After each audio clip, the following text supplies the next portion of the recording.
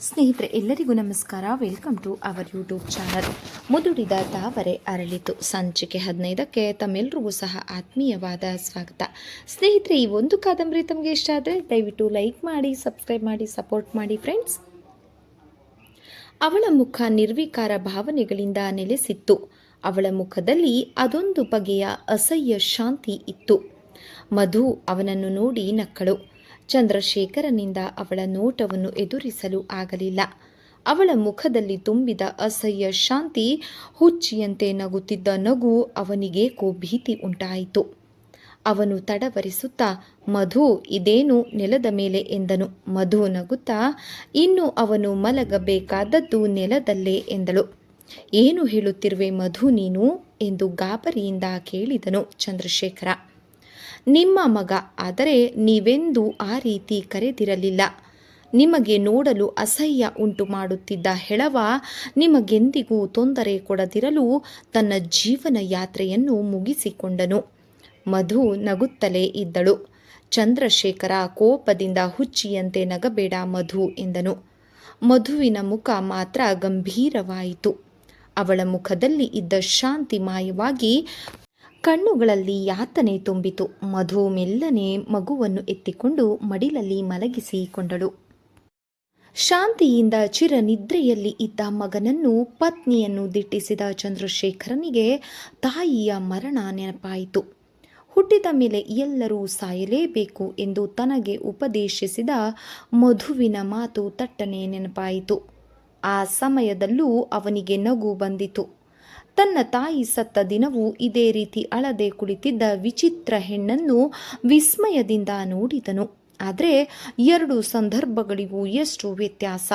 ಅಂದು ಭಾವನೆಗಳಿಂದ ಅಳದ ಹೆಣ್ಣು ಇಂದು ಸಾವಿರಾರು ಭಾವನೆಗಳಿಗೆ ಒಳಗಾಗಿ ದುಃಖದಿಂದ ಹೆಪ್ಪುಗಟ್ಟಿದ ಕಣ್ಣೀರನ್ನು ಸುರಿಸಲಾಗದೆ ಕುಳಿತಿದ್ದಳು. ಮಧು ಪ್ರೀತಿಯಿಂದ ಮಗನ ಮುಂಗುರುಳನ್ನು ನೇವರಿಸುತ್ತಿದ್ದಳು. ಕೆಂಡದಂತೆ ಸುಡುತ್ತಿದ್ದ ಮೈ ಈಗ ಮಂಜಿನಂತೆ ಕೊರೆಯುತ್ತಿತ್ತು. ಚಂಡಿನಂತೆ ಹಗುರವಾಗಿದ್ದ ದೇಹ ಈಗ ಜಡವಾಗಿ ಭಾರವೆನಿಸಿತು. ಆ ಕೋಣೆಯಲ್ಲಿ ಭಯಂಕರ ಮೌನ, ಸ್ಮಶಾನ ಮೌನ ನೆಲೆಸಿತ್ತು. ಇಬ್ಬರು ಮಾತನಾಡದೆ ಅದೆಷ್ಟು ಹೊತ್ತು ಕುಳಿತಿದ್ದರೋ ಅವರಿಗೆ ತಿಳಿಯಲಿಲ್ಲ. ಹಕ್ಕಿಗಳ ಚಿಲಿಪಿಲಿ ಗುಟ್ಟುವ ನಾದವನ್ನು ಕೇಳಿ ಎಚ್ಚೆತ್ತ ಚಂದ್ರಶೇಖರ ಮಂಚದಿಂದ ಕೆಳಗಿಳಿದು ಮೆಲ್ಲನೆ ಮಧು ಎಂದು ಕರೆದನು. ಮಧು ತಲೆ ಎತ್ತಿ ಅವನನ್ನು ನೋಡಿದಳು. ಧೈರ್ಯದಿಂದ ಕೂಡಿದ್ದ ಅವಳ ಮುಗ್ಧ ನೋಟವನ್ನು ನೋಡಲಾರದೆ ವೇದನೆಯಿಂದ ಹೊರಗೆ ನೋಡುತ್ತಾ, ಬೆಳಗಾಗುತ್ತಿದೆ ಎಂದನು. ಅವನ ಮನ ಆದರೆ ನಿನಗಲ್ಲ ಎಂದಿತು. ಈ ಪ್ರಪಂಚಕ್ಕೆ ಮಾತ್ರ. ಮಧು ಅವರ ಇಂಗಿತವನ್ನು ಅರಿತು ಮೆಲ್ಲನೆ ಎದ್ದು ನಿಂತಳು. ಸ್ವಲ್ಪ ಹೊತ್ತು ತನ್ನ ಕರುಳಿನ ಚೂರನ್ನು ದಿಟ್ಟಿಸಿದಳು. ಅದರ ಕೊರೆಯುತ್ತಿದ್ದ ಅಧರಗಳಿಗೆ ತನ್ನ ಬಿಸಿಯಾದ ಕೆಂದುಟಿಯನ್ನು ಒಮ್ಮೆ ಬಲವಾಗಿ ಒತ್ತಿದಳು. ನಂತರ ಮೆಲ್ಲನೆ ಅವನನ್ನು ಚಂದ್ರಶೇಖರನ ಕಡೆ ನೀಡಿದಳು. ಅವಳ ಕಣ್ಣುಗಳು ಚಂದ್ರಶೇಖರನನ್ನೇ ನೋಡುತ್ತಿದ್ದವು. ಚಂದ್ರಶೇಖರ ಅವಳನ್ನು ನೋಡುತ್ತಾ ಕೈ ನೀಡಿದನು. ಮಗುವನ್ನು ಎತ್ತಿಕೊಂಡ ಕೈ ನಡುಗಿತು. ಜೀವಂತ ಮಗುವನ್ನು ಒಮ್ಮೆಯೂ ಅವನು ಎತ್ತಿ ಮುದ್ದಿಸಿರಲಿಲ್ಲ. ಅವನು ಮಗುವನ್ನು ಎತ್ತಿಕೊಳ್ಳುವುದು ಇದೇ ಮೊದಲ ಬಾರಿ, ಕಡೆಯ ಬಾರಿಯೂ ಹೌದು. ಮಧು ಅವನನ್ನು ನೋಡಿ ಏನೋ ಹೇಳಬಯಸಿದಳು.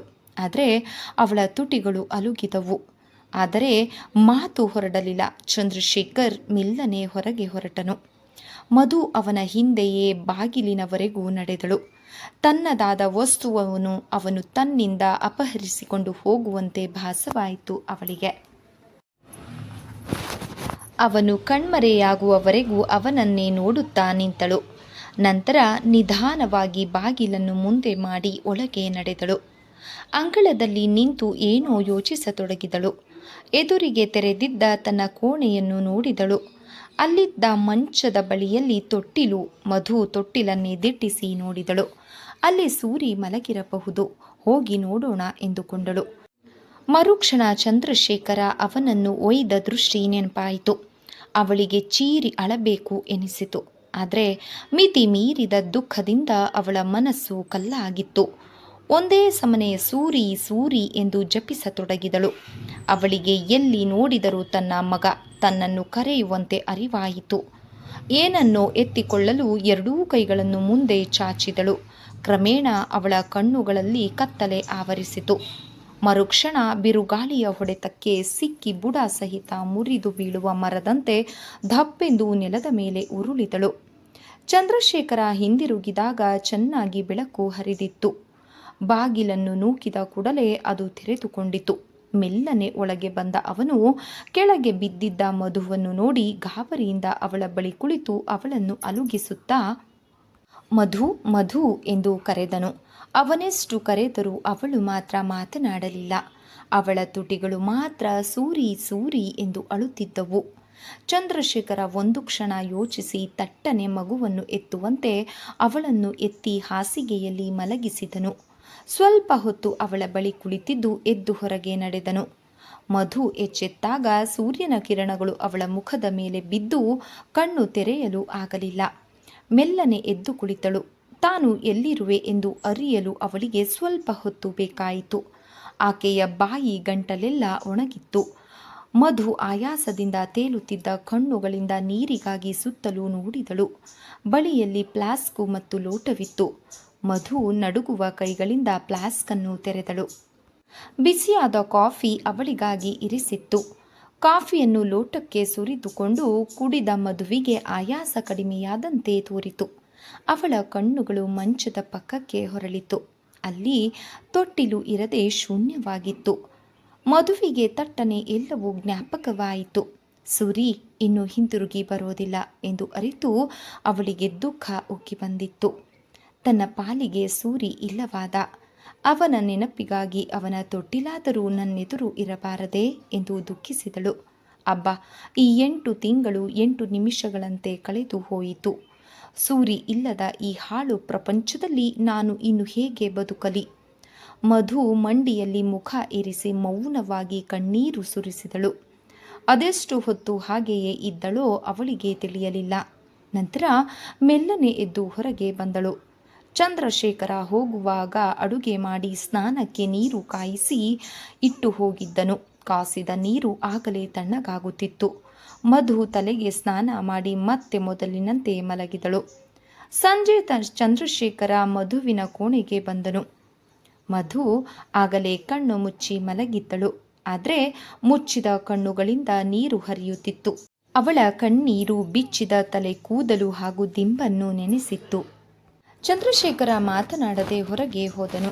ಅಡುಗೆಯ ಮನೆಯಲ್ಲಿ ಬೆಳಗ್ಗೆ ಮಾಡಿ ಇಟ್ಟಿದ್ದ ಅಡುಗೆಯನ್ನು ಯಾರೂ ಮುಟ್ಟದಂತೆ ತೋರಲಿಲ್ಲ. ಆದ್ದರಿಂದ ಅವಳು ಊಟ ಮಾಡಿಲ್ಲವೆಂದು ಅರಿತ ಅವನಿಗೆ ಅವಳ ಬಗ್ಗೆ ಅಪಾರ ಮರುಕ ಉಂಟಾಯಿತು. ಮೆಲ್ಲನೆ ಅವಳ ಬಳಿ ಬಂದು ಮಧು ಎಂದು ಮೃದುವಾಗಿ ಕರೆದನು. ಮಧು ಕಣ್ಣು ತೆರೆದಳು. ಅವನೆಂದೂ ಸಹ ಅವಳನ್ನು ಇಷ್ಟು ಮೃದುವಾಗಿ ಮಾತನಾಡಿಸಿರಲಿಲ್ಲ. ಅವನ ಕರೆ, ಅವನ ಕರುಣೆ ತುಂಬಿದ ನೋಟ. ಮಧು 2 ಕೈಗಳಿಂದ ಮುಖವನ್ನು ಮುಚ್ಚಿ ಜೋರಾಗಿ ಅಳತೊಡಗಿದಳು. ತಾನೀಗ ಮಾತನಾಡಿದರೆ ಅವಳ ದುಃಖ ಹೆಚ್ಚುವುದು ಎಂದು ಅರಿತ ಚಂದ್ರಶೇಖರ ಮೌನವಾಗಿ ಹೊರಗೆ ನಡೆದನು. ಹೀಗೆ 3 ದಿನ ಕಳೆಯಿತು. ಮಧು ಯಥಾ ಅದೇ ಸ್ಥಿತಿಯಲ್ಲಿ ಇದ್ದಳು. ಕೋಣೆಯಿಂದ ಹೊರಗೆ ಬರದೆ ಸದಾ ಅಳುತ್ತಾ ಮಲಗಿರುತ್ತಿದ್ದಳು. 1-2 ದಿನ ಅವಳ ಬಗ್ಗೆ ಕನಿಕರವೆನಿಸಿದ ಚಂದ್ರಶೇಖರನಿಗೆ ಮನೆಯಲ್ಲೂ ದುಡಿದು ಹೊರಗೂ ಸಹ ದುಡಿಯುವುದು ಕಷ್ಟವೆನಿಸಿತು. ಆದ್ದರಿಂದ ಅವಳ ಬಗ್ಗೆ ಮರುಕ ಕೋಪವಾಗಿ ಬದಲಿಸಿತು. ಒಮ್ಮೆ ಕೋಪವಾಗಿ ಅವಳ ಬಳಿ ಬಂದನು. ಅವಳಿಲ್ಲೋ ಶೂನ್ಯದಿಂದ ನೋಡುತ್ತಾ ಕುಳಿತಿದ್ದಳು. ಅವಳನ್ನು ನೋಡಿ ಅವನಿಗೆ ಮತ್ತು ಕೆರಳಿತು. ಇನ್ನೆಷ್ಟು ದಿನ ಈ ರೀತಿ ಕುಳಿತಿರಲು ನಿಶ್ಚಯಿಸಿರುವೆ ಮಧು ನೀನು ಎಂದು ಕೋಪದಿಂದ ಕೇಳಿದನು. ಮಧು ಬೆಚ್ಚಿ ಅವನನ್ನು ನೋಡಿದಳು. ನಿನ್ನ ಮಗನೊಂದಿಗೆ ನನ್ನನ್ನು ಕಳುಹಿಸುವ ಯೋಚನೆ ಮಾಡಿದ್ದೀಯಾ ಎಂದನು. ಮಧು ವಿಸ್ಮಯದಿಂದ ನಾನೇನು ಮಾಡಿದೆ ಎಂದು ಕೇಳಿದಳು. ನೀನೇನೂ ಮಾಡಿಲ್ಲ. ಅನ್ನ ನಿದ್ರೆ ಬಿಟ್ಟು ಕುಳಿತಿರುವೆ. ಮನೆಯ ಕಡೆ ಸ್ವಲ್ಪವಾದರೂ ಗಮನ ಬೇಡವೇ ನಿನಗೆ? 1-2 ದಿನ ದುಃಖವಿರಬಹುದು. ಸದಾ ಹೀಗೆ ಅಳುತ್ತಾ ಕುಳಿತಿದ್ದರೆ ನನ್ನ ಗತಿ ಏನು? ಮನೆಯಲ್ಲೂ ದುಡಿದು ಹೊರಗೂ ದುಡಿಯಬೇಕು. ಇದೇ ಅಲ್ಲವೇ ನಿನ್ನನ್ನು ಮದುವೆಯಾದದ್ದರ ಫಲ ನನಗೆ. ಚಂದ್ರಶೇಖರ ಮಾತು ನಿಲ್ಲಿಸಿ ಕೋಪದಿಂದ ಅವಳನ್ನೇ ನೋಡುತ್ತಾ ನಿಂತನು. ಮಧು ಒಮ್ಮೆ ಅವನನ್ನು ನೋಡಿ ತಲೆ ತಗ್ಗಿಸಿದಳು. ನಂತರ ಮೆಲ್ಲನೆ, ನಿಮ್ಮ ಮಾತು ನಿಜ. ನನ್ನನ್ನು ಮದುವೆಯಾಗಿ ನಿಮಗೆ ಸುಖವಿಲ್ಲ, ಆದರೆ ನಾನೇನು ಮಾಡಲಿ? ನನ್ನ ಮನಸ್ಸಿನಲ್ಲಿ ತಪ್ಪಿಲ್ಲ. ಬಹುಶಃ ಸೂರಿ ಹುಟ್ಟದಿದ್ದರೆ ಜೀವನದಲ್ಲಿ ನೆಮ್ಮದಿ ಇಲ್ಲದಿದ್ದರೂ ಯಾಂತ್ರಿಕವಾಗಿ ನಡೆಯುತ್ತಿತ್ತು. ಆದರೆ ಮಣ್ಣಾಗಿದ್ದ ನನ್ನ ಆಸೆ ಬಯಕೆಗಳನ್ನು ಮತ್ತೆ ಎಚ್ಚರಗೊಳಿಸಿದ್ದ ಸೂರಿ, ಅವನ ಬಗ್ಗೆ ನಾನು ಇಂತಹ ಸುಂದರ ಕನಸು ಕಂಡಿದ್ದೆ. ಆದರೆ ಅವನು ಹೆಳವನೆಂದು ತಿಳಿದಾಗ ಅವನ ಬಗ್ಗೆ ಕಟ್ಟಿದ್ದ ಆಶಾ ಗೋಪುರ ಚೂರಾಯಿತು. ಆದರೂ ಅವನಿಂದ ನನಗೆ ಅದೊಂದು ಬಗೆಯ ನೆಮ್ಮದಿ ಸಿಗುತ್ತಿತ್ತು. ಆ ನೆಮ್ಮದಿ ಸದಾ ನನ್ನ ಜೀವನದಲ್ಲಿ ನೆಲೆಸಿರಬಹುದು ಎಂದುಕೊಂಡಿದ್ದೆ. ಅವನಿಂದ ನನ್ನ ಜೀವನ ಅರಳಿತು ಎಂದು ಹಿಗ್ಗಿದ್ದೆ. ಆದರೆ ಅಯ್ಯೋ, ನನ್ನ ಜೀವನದ ಆಸೆ ಮತ್ತೆ ಮುರಿದು ಹೋಯಿತು. 8 ತಿಂಗಳು ನನ್ನೊಂದಿಗೆ ಇದ್ದು ನನಗಿದ್ದ ಅಲ್ಪ ಸ್ವಲ್ಪ ನೆಮ್ಮದಿಯನ್ನು ಸಹ ತೆಗೆದುಕೊಂಡು ಹೊರಟು ಹೋದ. ನನ್ನಿಂದ ನಿಮಗೆ ನೆಮ್ಮದಿ ಇಲ್ಲ. ಅಯ್ಯೋ, ನನ್ನ ಹೃದಯವೇ ಹೊಡೆದು ಹೋಗುತ್ತಿದೆ. ನಾನೇನು ಮಾಡಲಿ? ನನ್ನಿಂದ ಸಾಧ್ಯವಾಗುತ್ತಿಲ್ಲ. ಈ ನೋವನ್ನು ಸಹಿಸಲು ಖಂಡಿತ ಸಾಧ್ಯವಿಲ್ಲ ಎಂದು ಆಯಾಸ ಉದ್ವೇಗದಿಂದ ಕಣ್ಣು ಮುಚ್ಚಿ ಗೋಡೆಗೆ ಒರಗಿದಳು. ಬಾಡಿ ಸೊರಗಿದ್ದ ಅವಳನ್ನ ನೋಡಿ ಚಂದ್ರಶೇಖರನಿಗೆ ಅಯ್ಯೋ ಎನಿಸಿತು. ಅಂದು ತಾನು ತಾಯಿಯನ್ನು ಕಳೆದುಕೊಂಡ ಕರುವಾಗಿದ್ದನು. ಇಂದು ಮಧು ಕರುವನ್ನು ಕಳೆದುಕೊಂಡ ತಾಯಿ. ಇಬ್ಬರಲ್ಲಿ ಯಾರದ್ದು ದುಃಖ ಹೆಚ್ಚು? ತಾನು ತಾಯಿಯನ್ನು ಅಪಾರವಾಗಿ ಪ್ರೇಮಿಸಿದ್ದೇನೆ ನಿಜ, ಆದರೆ ತಾನು ತಾಯಿಯನ್ನು ನಂಬಿ ಬಾಳುತ್ತಿರಲಿಲ್ಲ. ಅವಳು ಇಲ್ಲದಿದ್ದರೂ ನನ್ನ ಜೀವನ ನಡೆಸಲು ಸಾಧ್ಯವಿತ್ತು. ಆದರೆ ಮಧು ಜೀವನದಲ್ಲಿ ದೊರೆತ ನಿರಾಶೆಯನ್ನೆಲ್ಲ ಮಗನ ಮೂಲಕ ತುಂಬಿಕೊಳ್ಳಲು ಯತ್ನಿಸಿದ್ದಳು. ಅವನಿಂದ ತಾನು, ತನ್ನಿಂದ ಅವನು ಎಂದು ಬದುಕಬೇಕೆಂದು ನಿರ್ಧರಿಸಿದ್ದಳು. ಎಲ್ಲರಿಂದ ವಂಚಿತವಾದ ಸುಖ, ತೃಪ್ತಿ, ನೆಮ್ಮದಿಯನ್ನು ಮಗನಿಂದ ಎದುರು ನೋಡುತ್ತಿದ್ದಳು. ಆದರೆ ಎಲ್ಲವೂ ಮಗನೊಂದಿಗೆ ಮಣ್ಣಾಗಿತ್ತು. ಚಂದ್ರಶೇಖರನ ಮನ ಕರಗಿತು. ಮೆಲ್ಲನೆ ಅವಳ ಬಳಿ ಕುಳಿತನು. ಕಣ್ಣು ಮುಚ್ಚಿ ಕುಳಿತಿದ್ದ ಅವಳ ತೋಳನ್ನು ತನ್ನ ಕೈಯಿಂದ ಹಿಡಿದು ಮೆಲ್ಲನೆ ಮಧು ಎಂದು ಕರೆದನು. ಮಧು ಕಂಡು ಇಬ್ಬರ ಕಣ್ಣುಗಳು ಸಂಧಿಸಿದವು. ಅವಳಿಗೆ ತಟ್ಟನೆ ತನ್ನ ಮೊದಲ ರಾತ್ರಿ ನೆನಪಾಯಿತು. ಅಂದು ಅವನು ಇದೇ ರೀತಿ ತನ್ನ ಬಳಿ ಬಂದು ತನ್ನನ್ನು ಆಧರಿಸಿದ್ದನು. ಅಂದು ಅವನ ಕಣ್ಣುಗಳಲ್ಲಿ ಪ್ರೇಮವಿತ್ತು, ಆದರೆ ಇಂದು ಅಲ್ಲಿ ಕೇವಲ ಅನುತಾಪವಿತ್ತು. ನೊಂದ ಅವಳ ಹೃದಯಕ್ಕೆ ಅದೇ ಪರಮ ಔಷಧವಾಗಿತ್ತು. ಅಂದು ಇದೇ ಕೈಗಳನ್ನು ಒದರಿದ್ದಳು. ಕಾರಣ ಪ್ರೇಮ, ನೆಮ್ಮದಿ, ಕರುಣೆಯ ಅಭಾವವನ್ನು ಅರಿಯದ ಹುಡುಕು ಬುದ್ಧಿಯಿಂದ. ಆದರೆ ಇಂದು ಅವನಿಂದ ಪ್ರೇಮ, ಅನುತಾಪ, ಕರುಣೆಗಾಗಿ ಎದುರು ನೋಡಿ ಹಂಬಲಿಸುತ್ತಿದ್ದಳು. ಮಗನ ಮರಿವಿನಿಂದ ಹುಣ್ಣಾದ ಹೃದಯಕ್ಕೆ ಅವನ ನೋಟ, ಸ್ಪರ್ಶ ಹಿತವೆನಿಸಿತ್ತು. ಆದರದಿಂದ ತನ್ನ ತೋಳನ್ನು ಬಳಸಿದ್ದ ಅವಳ ತೋಳನ್ನು ಮೆಲ್ಲನೆ ತನ್ನ ಮೃದು ಕರಗಳಿಂದ ಹಿಡಿದಳು. ಅವಳ ಹೃದಯದ ಬಡಿತ ಹೆಚ್ಚಾಯಿತು. ಅದೊಂದು ಬಗೆಯ ಯಾತನೆ, ಆದರೆ ಅದು ಹಿತವೆನಿಸಿದ ಯಾತನೆ ಎನಿಸಿತು. ಅವನ ವಿಶಾಲ ಹೃದಯದಲ್ಲಿ ಮುಖವಿಟ್ಟು ಅಳಬೇಕು, ಮಲಗಬೇಕು ಎಂದು ಎನಿಸಿತು. ಮಧುವಿನ ಕಣ್ಣುಗಳು ಮುಚ್ಚಿದವು. ಸೋತ ಬಳ್ಳಿಯಂತೆ ಅವಳ ತಲೆ ಅವನ ಎದೆಯ ಕಡೆಗೆ ಒರಗತೊಡಗಿತು. ಚಂದ್ರಶೇಖರನಿಗೂ ಅಂದಿನ ದಿನ ನೆನಪಾಯಿತು. ಅಂದು ತಾನು ಇದೇ ರೀತಿ ಅವಳನ್ನು ಮುಟ್ಟಿದಾಗ ತನ್ನ ಕೈಯನ್ನು ನಿರ್ದಾಕ್ಷಿಣ್ಯವಾಗಿ ಒದರಿದ್ದಳು. ಪ್ರೇಮದ ಅಭಾವವಿಲ್ಲದ ಅವಳಿಗೆ ತನ್ನ ಅವಶ್ಯಕತೆ ಇರಲಿ, ಎಲ್ಲರ ಪ್ರೇಮಕ್ಕೆ ಪಾತ್ರಳಾಗಿ ಅಹಂಕಾರ, ಅಹಂಭಾವದಿಂದ ತನ್ನ ಸುಂದರ ಕನಸನ್ನು ಮಣ್ಣುಗೂಡಿಸಿದ್ದಳು. ಇಂದು ಪ್ರೇಮದ ಅಭಾವದಿಂದ ತಾನು ಬೇಕು, ತಾನು ಅವಳಿಗೆ ತಗ್ಗಬೇಕೇ? ಅವನ ಮುಖ ಕೋಪದಿಂದ ಕೆಂಪಾಯಿತು. ತಕ್ಷಣ ಕಾಲ ಅಡಗಿದ್ದ ಜ್ವಾಲೆ ಉರಿದಿತ್ತು. ತಟ್ಟನೆ ಅವಳ ಕೈಯನ್ನು ಒದರಿ ಎದ್ದು ಹೊರಗೆ ಹೋದನು. ಮಧುವಿನ ಹಣೆ ಗೋಡೆಗೆ ಬಡಿದಾಗ ಎಚ್ಚೆತ್ತು ಕಣ್ಣು ತೆರೆದಳು. ಅವನು ಹೋಗುವುದನ್ನೇ ಬೆಪ್ಪಾಗಿ ನೋಡತೊಡಗಿದಳು. ಅವಳ ಹೃದಯದಲ್ಲಿ ಸಹಿಸಲಾರದ ವೇದನೆ ಉಂಟಾಯಿತು. ಅವಳ ಮನಸ್ಸು ಚೀರಿತು.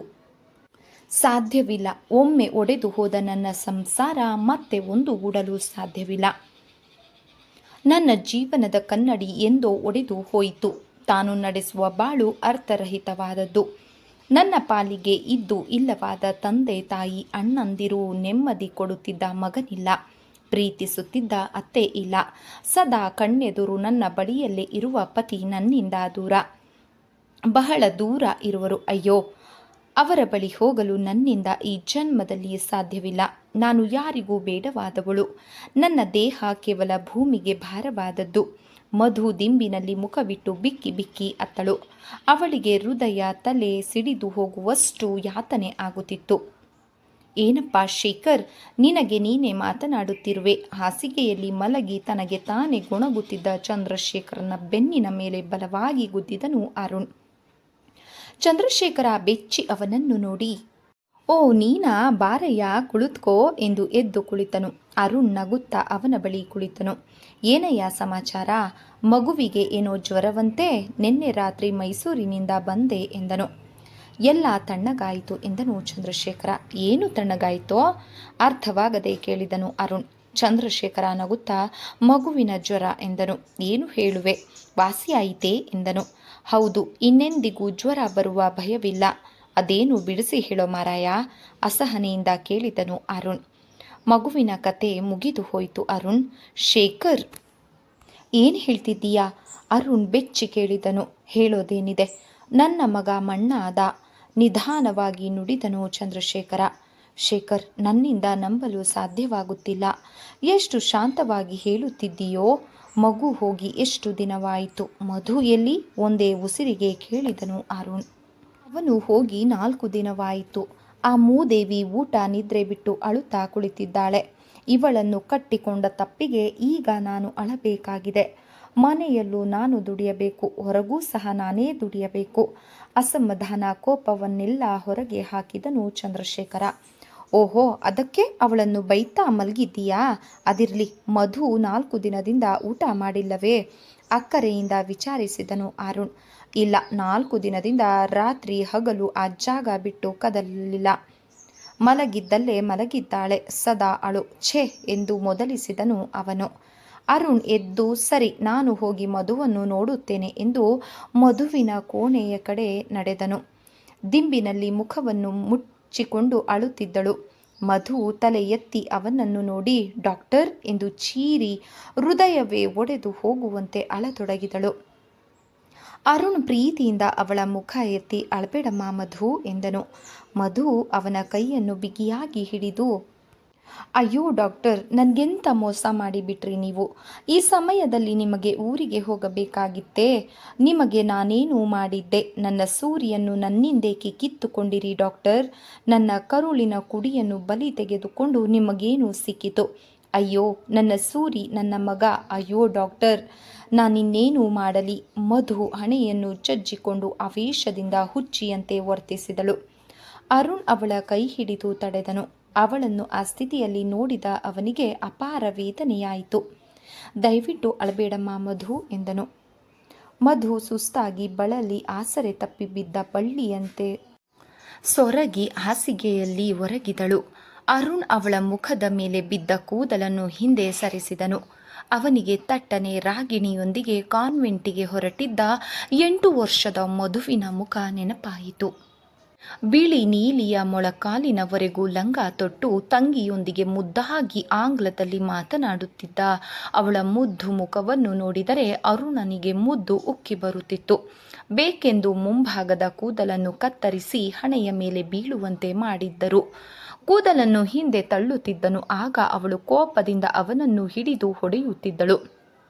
ಅದೇ ಮಧು ಇಂದು ಎಣ್ಣೆ ಕಾಣದೆ ಮುಂದೆ ಬೀಳುತ್ತಿದ್ದ ಕೂದಲನ್ನು ಅರುಣ್ ಹಿಂದೆ ತಳ್ಳಿದಾಗ ಮೌನದಿಂದ ಇದ್ದಳು. ಅದನ್ನು ನೆನೆದು ಅರುಣನಿಗೆ ಅಪಾರ ದುಃಖವಾಯಿತು. ಮಧು ಅವನನ್ನು ಅಣ್ಣನ ಸ್ಥಾನದಿಂದ ನೋಡಿದಳು. ಡಾಕ್ಟರ್, ನನ್ನ ಸೂರಿಯನ್ನು ಕಳೆದುಕೊಂಡು ನಾನು ಹೇಗೆ ಬದುಕಲಿ? ನನ್ನಿಂದ ಯಾರಿಗೂ ಸುಖವಿಲ್ಲ. ನನಗೆ ಈ ಪ್ರಪಂಚ, ಈ ಸಂಸಾರ ಏನೂ ಬೇಡ. ನಿಮ್ಮ ಕಾಲಿಗೆ ಬಿದ್ದು ಬೇಡುತ್ತೇನೆ. ನನ್ನ ಮೇಲೆ ಕರುಣೆ ಇಟ್ಟು ಒಂದು ಚೂರು ವಿಷವನ್ನು ಕೊಡಿ ಪ್ಲೀಸ್. ನನಗೆ ಸಾವು ಬೇಕು, ಇನ್ನೇನೂ ಬೇಡ ಎಂದಳು. ಅರುಣ ಅವಳ ತಲೆಯನ್ನು ಸವರಿ ಹುಚ್ಚಿಯಂತೆ ಮಾತನಾಡಬೇಡ. 4 ದಿನದಿಂದ ಊಟ ಮಾಡಿಲ್ವಂತೆ, ಏಳು ಊಟ ಮಾಡು ಎಂದನು. ನೋಡು, ಏಳು, ಕನ್ನಡಿಯಲ್ಲಿ ಒಂದು ಸಲ ಮುಖ ನೋಡ್ಕೋ ಹೇಗಾಗಿದೆ ಎಂದು. ಏಳಮ್ಮ, ಊಟ ಮಾಡುವೆಯಂತೆ ಎಂದನು ಅಕ್ಕರೆಯಿಂದ. ನನಗೇನು ಬೇಡ. ನಾನು ಯಾರಿಗಾಗಿ ಬದುಕಬೇಕು? ಯಾರಿಗಾಗಿ ಊಟ ಮಾಡಬೇಕು? ಹೆಚ್ಚು ಮಾತನಾಡಬೇಡ, ಏಳು ಪಾಪ 4 ದಿನದಿಂದ ಶೇಖರಾನೇ ಮನೆ ಕೆಲಸವನ್ನು ಮಾಡ್ತಿದ್ದಾನಂತೆ. ನೀನು ಈ ರೀತಿ ಅಳುತ್ತಿದ್ದರೆ ಅವನ ಗತಿ ಏನು? ಹೊರಗೆ ದುಡಿಯುವ ಗಂಡಸು ಮನೆಯಲ್ಲಿಯೂ ದುಡಿಯಲು ಸಾಧ್ಯವೇ ಎಂದನು. ಅದಕ್ಕಾಗಿ ಹೇಳುತ್ತಿದ್ದೇನೆ ಡಾಕ್ಟರ್, ನನ್ನಿಂದ ಅವರಿಗೆ ಯಾವ ವಿಧವಾದ ಸುಖವಿಲ್ಲ. ನಾನು ಸತ್ತರೆ ಅವರು ಸುಖವಾಗಿರಬಹುದು ಅಲ್ಲವೇ ಎಂದಳು. ನೋಡು, ಮತ್ತೆ ಶುರುವಾಯ್ತಲ್ಲ ನಿನ್ನ ಹುಚ್ಚು ಹರಟೆ. ಈಗ ಹೇಳ್ತೀಯೋ ಇಲ್ಲವೋ ಎಂದು ಗದರಿಸುತ್ತಾ ಅವಳನ್ನು ಬಲಾತ್ಕಾರದಿಂದ ಎಬ್ಬಿಸಿದನು ಅರುಣ್. ಇಲ್ಲ ಡಾಕ್ಟರ್, ನನ್ನನ್ನು ದಯವಿಟ್ಟು ಕ್ಷಮಿಸಿ, ನನ್ನಿಂದ ಸಾಧ್ಯವಿಲ್ಲ. ಇಲ್ಲ, ನೀನು ಹೇಳಲೇಬೇಕು ಎಂದನು. ಇಲ್ಲ, ಸಾಧ್ಯವೇ ಇಲ್ಲ ಎಂದು ಮೊಂಡು ಮಾಡಿದಳು ಮಧು. ಹೇಳೋದಿಲ್ಲವೇ ಎಂದು ಗದರಿಸಿದನು ಅರುಣ್. ಮಧು ತಲೆ ಆಡಿಸಿ ಇಲ್ಲ ಎಂದಳು ಹಠದಿಂದ. ಶೇಖರನ ಮೇಲೆ ಆಣೆ. ಅರುಣ್ ಮೆಲ್ಲನೆ ರಾಮಬಾಣವನ್ನು ಪ್ರಯೋಗಿಸಿದನು. ಡಾಕ್ಟರ್ ಎಂದು ಮಧು ಬೆಚ್ಚಿದಳು. ನಿನಗೆ ಶೇಖರನ ಮೇಲಾಣೆ, ಊಟ ಮಾಡಲೇಬೇಕು ಎಂದು ಒತ್ತಿ ಹೇಳಿದನು. ದಯವಿಟ್ಟು ಹಾಗೆ ಹೇಳಬೇಡಿ ಡಾಕ್ಟರ್, ನೀನು ಊಟ ಮಾಡದಿದ್ದರೆ ನಾನು ಹಾಗೇ ಹೇಳೋದು. ಬೇಡಿ ಡಾಕ್ಟರ್ ಎಂದು ಗೋಗರಿಯುತ್ತಾ ಎದ್ದಳು ಮಧು. ಹಾಗೆ ಜಾಣ ಹುಡುಗಿ, ನನ್ನೆದುರಿಗೆ ಊಟ ಮಾಡಬೇಕು ಎಂದು ಒಳಗೆ ಕರೆದುಕೊಂಡು ಹೋದನು. ಮಧು ಅವನ ಬಲವಂತಕ್ಕೆ ಕಟ್ಟು ಬಿದ್ದು ಊಟದ ಶಾಸ್ತ್ರ ಮುಗಿಸಿದಳು.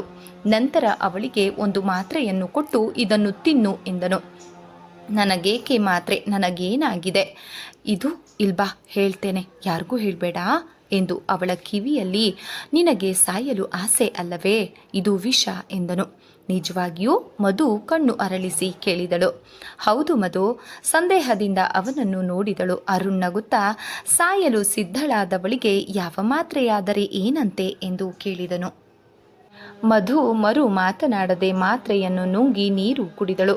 ಸ್ವಲ್ಪ ಹೊತ್ತಿನಲ್ಲೇ ತೂಕಡಿಸುತ್ತಾ ಹಾಸಿಗೆಯಲ್ಲಿ ಮಲಗಿದಳು. ಅವಳ ಕಣ್ಣುಗಳು ಮುಚ್ಚಿಕೊಂಡವು. ನಿದ್ರಿಸಿದ ಅವಳನ್ನು ಕನಿಕರದಿಂದ ನೋಡಿದ ಅರುಣ್ ಮೆಲ್ಲನೆ ಚಂದ್ರಶೇಖರನ ಕೋಣೆಗೆ ಬಂದನು. ಚಂದ್ರಶೇಖರ್ ನಗುತ್ತಾ, ಏನಪ್ಪ ಅರುಣ್, ಹೇಗಿದ್ದಾಳೆ ನಿನ್ನ ಸಹೋದರಿ ಎಂದು ಕೇಳಿದನು. ಅರುಣ್ ಚಿಂತೆಯಿಂದ, ಶೇಖರ್, ಮಧುವನ್ನು ಹೀಗೆ ಬಿಟ್ಟರೆ ಅವಳು ಬದುಕುವುದಿಲ್ಲ ಎಂದನು. ಅದಿರಲಿ, ಈಗೇನು ಮಾಡುತ್ತಿದ್ದಾಳೆ? ಸ್ವಲ್ಪ ಊಟ ಮಾಡಿದಳು. ಅವಳಿಗೆ ವಿಶ್ರಾಂತಿ ಬೇಕು, ಹಾಗಾಗಿ ಅವಳಿಗೆ ಸ್ಲೀಪಿಂಗ್ ಪಿಲ್ಸ್ ಕೊಟ್ಟಿದ್ದೇನೆ. ಅವಳು ಯಾವಾಗ ಏಳುವಳೋ ಏಳಲಿ, ಈಗ ತೊಂದರೆ ಕೊಡಬೇಡ ಎಂದನು. ಅಪ್ಪಣೆ, ಹಾಗೆಯೇ ಆಗಲಿ ಎಂದು ಚಂದ್ರಶೇಖರ ಸ್ವಲ್ಪ ಹೊತ್ತಿನ ನಂತರ ಅರುಣ್ ಹೊರಟು ಹೋದ. ಅಂದು ಚಂದ್ರಶೇಖರ ಹೊರಗೆ ಎಲ್ಲಿಗೂ ಹೋಗಲಿಲ್ಲ. ತನ್ನ ಕೋಣೆಯಲ್ಲಿಯೇ ಕುಳಿತು ಆಂಗ್ಲ ಕಾದಂಬರಿಯನ್ನು ಓದುತ್ತಿದ್ದನು. ಸ್ನೇಹಿತರೆ, ಈ ಒಂದು ಕಾದಂಬರಿ ತಮಗೆ ಇಷ್ಟ ಆದರೆ ದಯವಿಟ್ಟು ಲೈಕ್ ಮಾಡಿ, ಸಬ್ಸ್ಕ್ರೈಬ್ ಮಾಡಿ, ಸಪೋರ್ಟ್ ಮಾಡಿ ಫ್ರೆಂಡ್ಸ್. ಧನ್ಯವಾದಗಳು. ನಮಸ್ಕಾರ.